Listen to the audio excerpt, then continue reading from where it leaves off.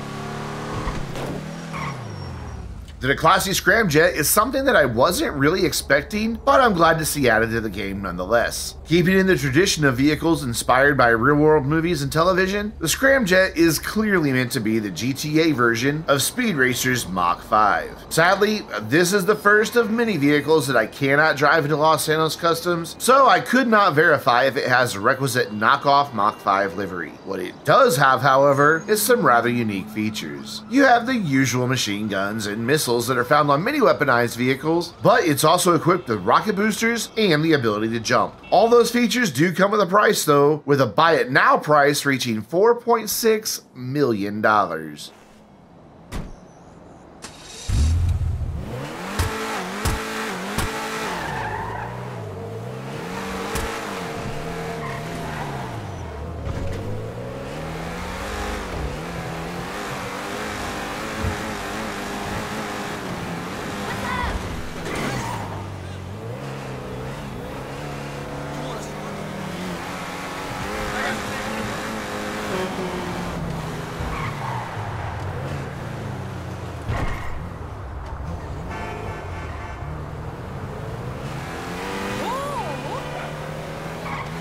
Got that thing?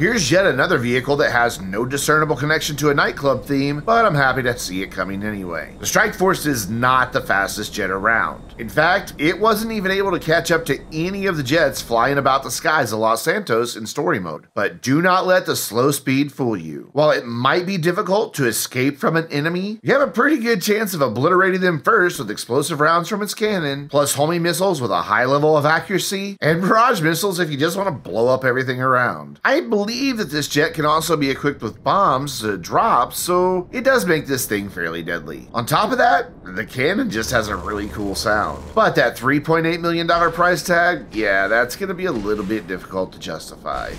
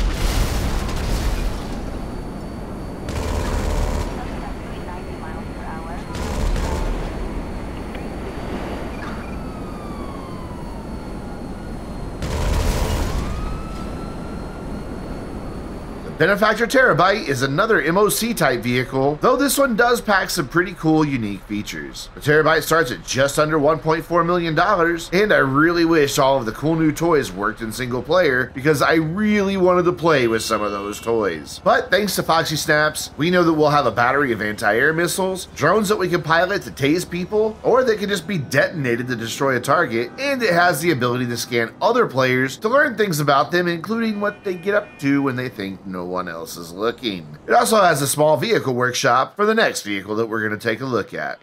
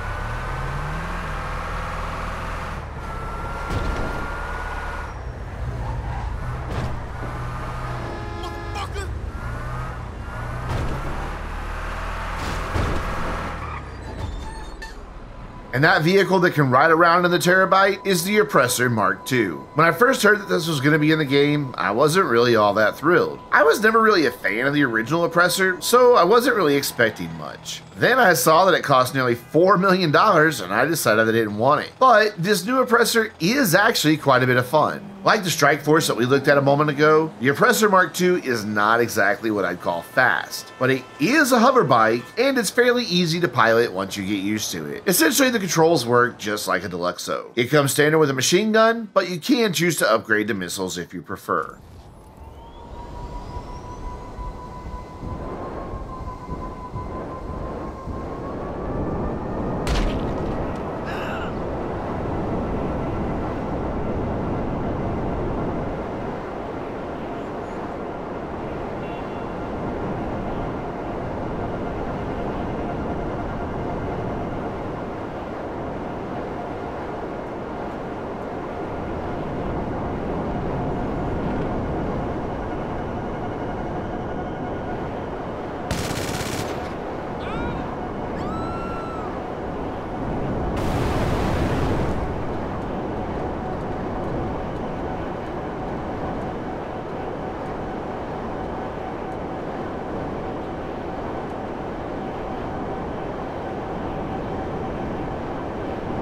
Then we have the Menacer. Again, I wish I could show you the upgrades for this one because there are quite a few. And how do I know that? Well, because I've seen Foxy Snaps run it through all of the upgrades. It will set you back just under 1.8 million bucks. Like I said, you're going to be able to do quite a bit of customization with this armored car, and you can even upgrade the minigun on the roof. At first glance, the Menacer seems to fill the same role as an insurgent pickup, so it remains to be seen if it provides better protection for the driver and passengers than the insurgent does. Oh, and by the way, while it's not really fast, it does do quite well off-road, managing to climb, ever so slowly, just about any mountain you put in front of it.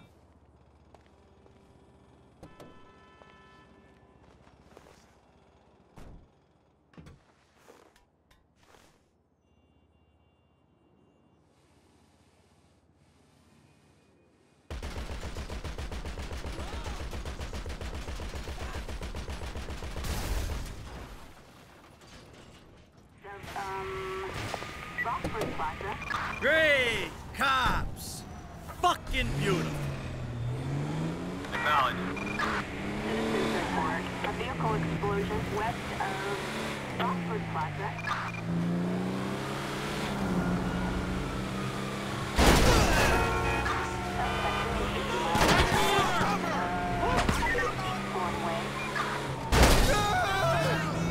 You should get some help with that personality of yours.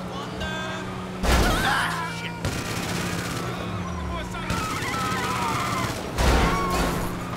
Sorry.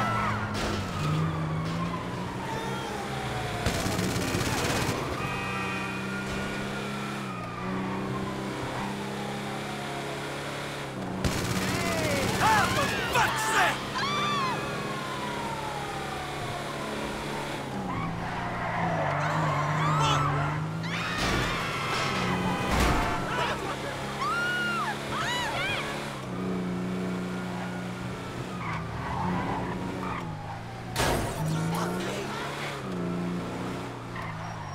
And finally, there's the promotional blimp. Now, you most likely already piloted this blimp if you perform the nightclub promotion jobs, but will also be able to soon own it as well. Sadly, it's way too large to fit into our aircraft hangars, so it's going to remain a Pegasus vehicle only. The sole customization option comes in the form of several different livery choices that you make when you purchase the blimp. And there's really not much more to say about it. It's a blimp with some bright colors and lights and speakers on the back, and a price tag that can hit nearly $1.2 million.